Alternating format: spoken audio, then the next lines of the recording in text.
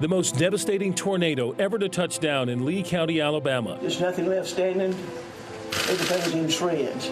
The neighbors back here, down here, everybody's dead. Ripping through communities, some still fighting for their lives. As the tornado came through, hallelujah, nothing but God that held us close. Outside help and answered prayers keep hope alive. Well, I look out to y'all and I know we're all going to get through it together. That's right. We're all going to be here for each other. And this is what was left behind by that EF4 tornado on March 3rd in Alabama.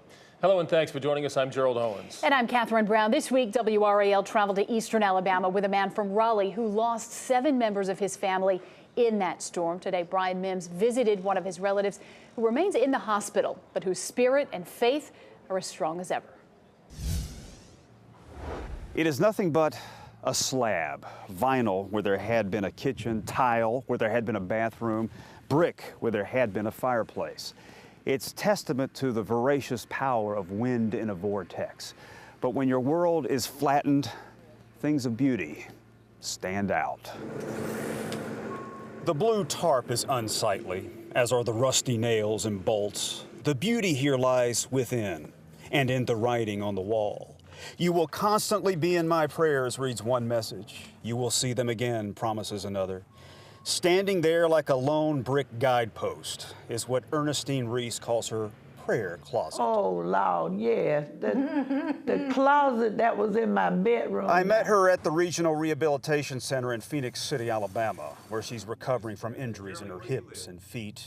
She's related to Errol Reese, the radio show host from Raleigh, stunned to silence by the calamity that had been the family home place. As the tornado came through, hallelujah, nothing but God that held us close. Held close her daughter, her son-in-law, her 14-year-old grandson. Everyone bunched into the bathroom as the fury wiped out her home of 3 decades. Everyone survived. And he did just what I asked him to do. We called on the name of Jesus, and he heard our cry. Miss Reese had long cried out quietly from the prayer closet. Various ailments put her in a wheelchair well before the storm.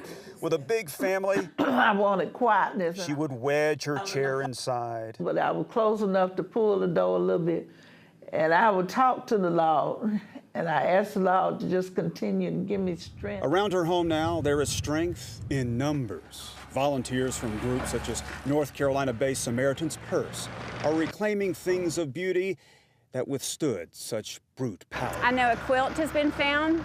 It was an 84-year-old homeowner and a quilt that her mother had made. My hope has been that the people who live here won't feel like they're alone. See that big muddy hole in the ground? That's where the storm literally sucked water out of a lake. A testament to its freakish power. But as I look around at the relief groups with logos bearing crosses and workers wearing hope on their t-shirts, it's clear another power is sweeping through. Brian Mims, WRAL News, Beauregard, Alabama. Boy, these stories are so powerful. Errol Reese, who returned to Raleigh today, is part of the Capital Broadcasting family. All the donations from his group are at Rising Star Baptist Church, available for those who need them. 2 people are in the hospital with serious injuries after an armored truck crashed into a creek. This is video right here of northwest Charlotte this morning. The 2 people inside were conscious and able to climb on top of the truck and wait for help. Hazmat crews were called in to deal with a fuel spill. It's not clear what caused the crash. A group of students from the Governor Moorhead School for the Blind spent time at the General Assembly this week. As WRAL's Mandy Mitchell explains, the goal was to expose them to state government while also educating lawmakers on what the students are learning in school. Standing in front of a room of state lawmakers could be intimidating for high school students, but this group of senators made this group of students feel at ease. I was very surprised that there was jokes going on around here. I thought it was going to be very serious. A jovial mood for a serious subject. 4 students from the Governor Moorhead School made a presentation in front of the Senate Education Committee, detailing what makes their education special. In class, I used Braille material, an iPad, a refresher Braille. Oh, it was a really amazing opportunity. I couldn't ask for anything better for this week. The students got a chance to interact with lawmakers. We met several senators over the course of yesterday and today, and but like I said, it's been so exciting. Yesterday we came and sat in the chambers and listened to some bills that was passed, and we associated with some of the senators from different counties. And they even pitched potential bills. Margaret Quincy talked to her senator about a bill that would make it easier for her to walk downstairs in public buildings. It makes me a lot more comfortable going down. A chance to be part of the process and feel included. We really fit in very well here, and everybody was so nice. It was just a great opportunity, it really, really was. Learning that is hard to replicate in a classroom. Mandy Mitchell, WRAL News, Raleigh. A great experience for those kids and for the lawmakers. The group was made up of seniors who will be graduating in June, and many said they're excited to now be old enough to vote, and they are planning to follow state politics. 6 startup companies in Asheville are touring the state looking for funding. The companies include Solar Energy Transportation Solutions, a craft brewery focused on ginger beer, probiotics for plants, aromatherapy products, health and fitness, and much more. These startups have visited Charlotte, Winston-Salem, Durham, and Cary. New affordable housing in Durham will be built at an old Army site. The Durham City Council approved the development of 65 multifamily housing units. They'll be built at a vacant U.S. Army Reserve Center on Carroll Street, which has been empty since 2012. The nonprofit CASA will be the developer and will offer the housing to those who have experienced homelessness. The first phase could open as early as 2021.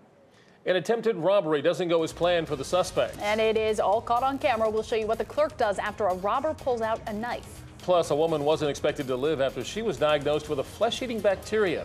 Her amazing story of survival tonight at 6. This is WRAL News. Dramatic video shows a quick-thinking convenience store clerk fighting off a robber with a large machete. Take a look at the surveillance video and you can see a man with a knife trying to rob a Huntsville, Alabama store. That's when the clerk pulls out the machete. Both the clerk and the robbery suspect run outside, but it's not over yet. A woman is waiting with a getaway car. She pulls out a knife, but the clerk starts beating the vehicle with the machete. And get this, he says he wanted to leave enough marks on the vehicle so police could easily find it and identify it, and they did just down the street. The 2 suspects were arrested a few blocks away. Very smart and very quick thinking. New England Patriots owner Robert Kraft is not expected to accept a plea deal in the prostitution case against him. Florida prosecutors offered all 24 men charged in a prostitution roundup a deal where the charges would be dropped. In exchange, they would have to pay fines and do some community service. Kraft would have to admit guilt for his deal. He is denied taking part in anything illegal, and police say they have video evidence of Kraft exchanging money for sexual services. Some undocumented immigrants are being released from U.S. Customs and Border Protection detention in Texas, and officials say it's due to overcrowding in those facilities. 50 people have been released in the U.S. 200 more are expected to be freed today. Officials say those being released will be given notices to appear in court. Facebook is paying about $5 million stemming from lawsuits that claim the company was involved in illegal practices. The suits filed by U.S. advocacy groups claim the social media giant allowed organizations to target consumers based on ethnicity. Facebook will also remove age, gender, zip code, and ethnic targeting for housing, employment, and credit-related advertising. The European Union is going after Google for $1.7 billion. They say the tech giant committed several antitrust violations in online advertising. The EU accuses Google of imposing restrictive clauses with third-party websites, which prevented Google's rivals from placing their search ads on those sites. This is the third massive fine the EU has leveled on Google in several years. Google is appealing the first 2 and has not responded to today's announcement. Well, still to come, be careful how you make your coffee and tea. We'll tell you why the temperature of your drink may cause cancer, according to some experts. We'll explain still ahead. And those pesky allergies are coming soon with the arrival of spring. How to tell the difference between allergies and a cold with your children. Elizabeth? And it is raining. The rain is fairly light. It's pesky, but it's persistent. I'll show you when it moves out. I'll tell you, it looks like it may be with us all the way through the morning commute. You're watching coverage you can count on with WRAL News. A watchdog group is suing the state for giving money to an anti-abortion group that pushes religion in its pregnancy materials. The group Campaign for Accountability says North Carolina gave $600,000 in grant money to the Human Coalition. The funding was intended to develop a program to assist women with unplanned pregnancies to carry to full term. The watchdog group claims the organization is using the funds to support religious activities, and they're asking the governor to terminate the state's contract with the Human Coalition. Health agencies are easing the travel warnings for women who are pregnant or planning to become pregnant. The CDC has downgraded its warning against travel to 100 regions where the Zika virus was reported. Health experts still encourage pregnant women to consult their doctors to assess the risks of travel to certain areas. A new study shows a correlation between hot tea and cancer, but you might not have to worry if you drink tea at a reasonable temperature. The American Cancer Society reported drinking 2 cups of tea at more than 140 degrees nearly doubles your chance of esophageal cancer. It's thought that the heat may damage the esophagus, creating repeated injuries that lead to cancer. Brad Johansson in the Live Center. Carol Folt, formerly of UNC, now being introduced as the first female president at USC in Southern California. Let's listen in. Leaders, you're right. I mean, being able to follow after President Austin, after Wanda, is just really remarkable, and I am so grateful. She's already been wonderful, and she knows that I have her on speed dial and will, so that it's just really, that's really a real honor. And it's been wonderful working with Chair Caruso and the search committee. Folt spent 6 years at UNC at Chapel Hill before that ended in January over the controversy of the removal of the pedestal of Silent Sam. Now she walks into more controversy at USC, other scandals with the now criminal charges against 4 athletic officials accused of taking bribes to allow admission to children of wealthy parents, and a former gynecologist accused of abusing hundreds of patients at the Student Health Center over 3 decades. Again, she is the first female president at USC in 139 years there. Guys, back to you. Brad, thank you. Today is officially the first day of spring. We're about 12 minutes away from the official entrance into spring, and that can spell misery for allergy sufferers. It may be easy for adults to recognize allergy symptoms, but how can we tell if our children are suffering from spring allergies or just a common cold? Cleveland Clinic's Dr. Sandra Hong explains the telltale signs that your child has allergies. They actually push up on it and they do this allergic salute. And so you'll actually see a little crease there just from all the kind of rubbing of their nose that they do. Dr. Hong says children with allergies can feel pretty miserable. Symptoms can keep them from being able to concentrate in school or while playing sports. Some children also have asthma symptoms, causing shortness of breath and coughing. Most children with seasonal allergies will sound stuffy and congested. Dr. Hong says parents might also notice their child is eating with their mouth open because they can't breathe through their nose effectively. Over-the-counter treatments like saline sprays, nasal steroid sprays, and antihistamines may help, but Dr. Hong says parents need to talk to their child's doctor about the different medications and proper dosing. She says it's also important to be on the lookout for how allergy medications make your child feel. Monitor whether or not the medications make them sleepy. Some of the actual liquids that they might be taking or the pills that they might be taking can actually cause them to be sleepy. So you want to make sure that you dose them at night or choose one that's a little bit better for them so that they're not drowsy.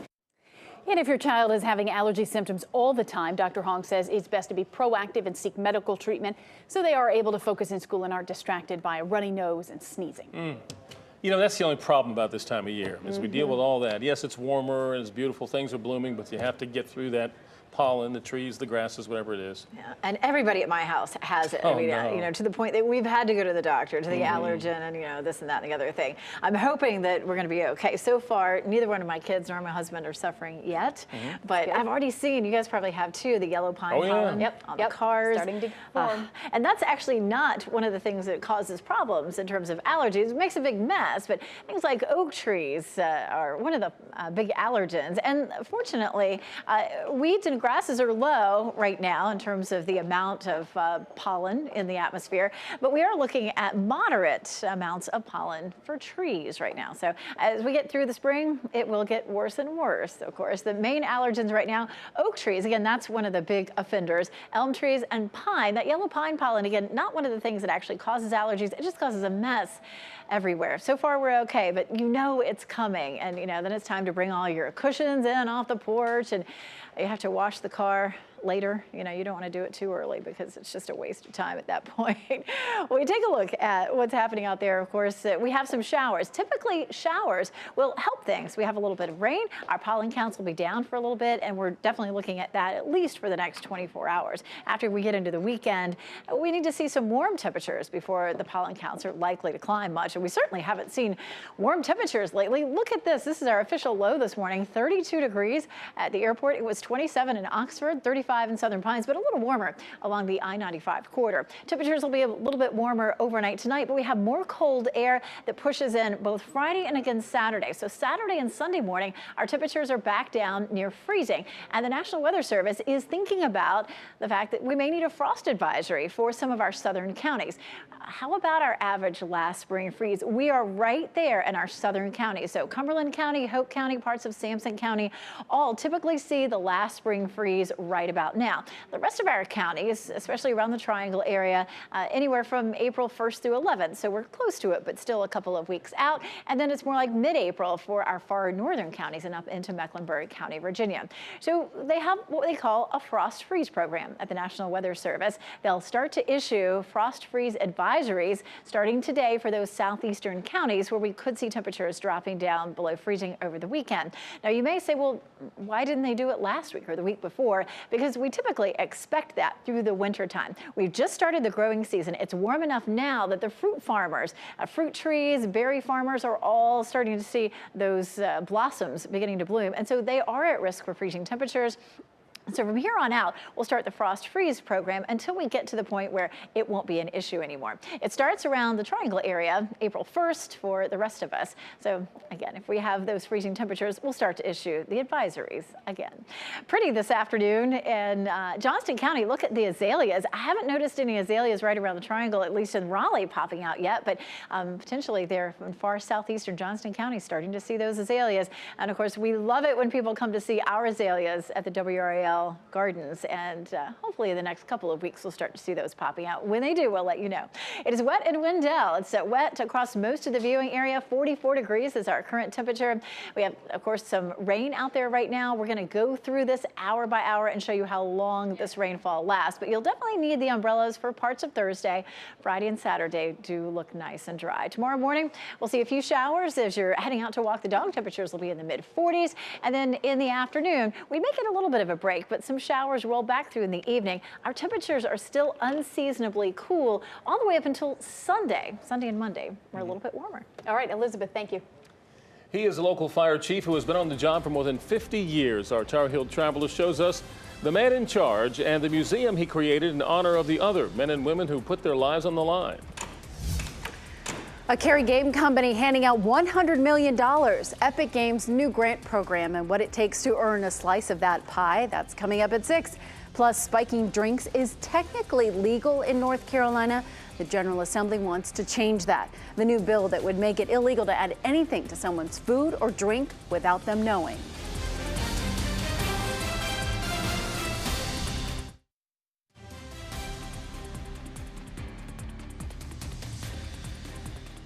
An update now on the controversial Durham Orange Light Rail project. We have learned the project is still eligible for federal funding. The plan earned a medium rating from the Federal Transit Administration. That's because of concerns over financial stability of the project. Now, anything in the medium range and above is eligible to keep more than $1 billion in government funding. Go Triangle declined to comment on the report. The Board of Trustees meets again on March 27th. Dedication, loyalty, and longevity. Tonight, our Tar Heel Traveler meets a man who is the epitome of all three. Scott Mason is in Sampson County with the story of the fire chief.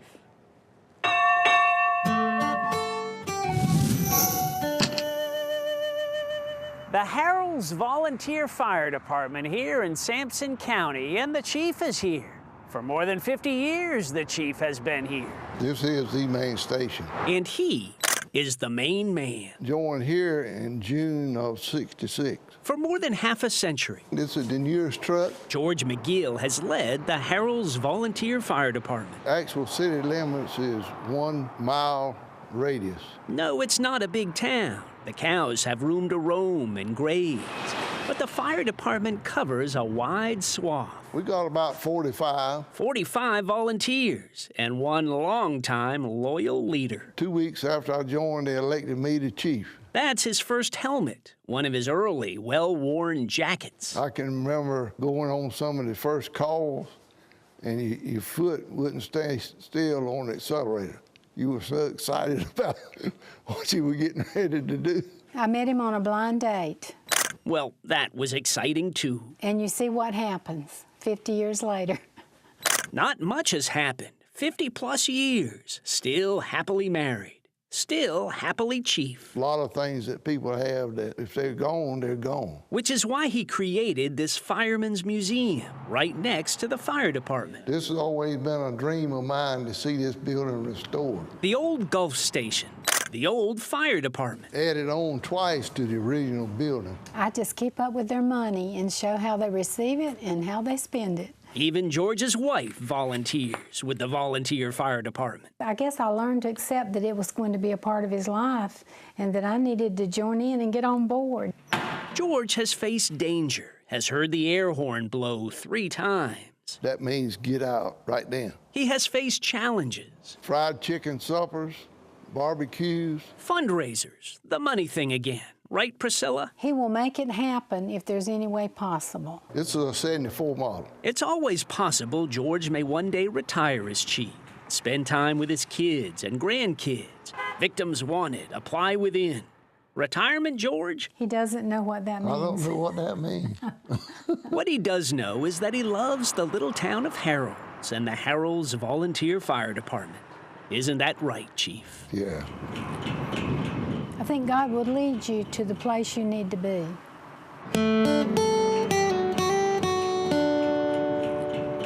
Seems like he's right where he belongs. Oh, yeah. George McKill is also a longtime Sampson County farmer and has been awarded the Order of the Longleaf Pine. That's our state's highest civilian honor. The state lawmakers are trying to crack down on date rape in North Carolina. Coming up, how a new bill addresses sexual assault and spiked drinks. Our News at 6 starts now.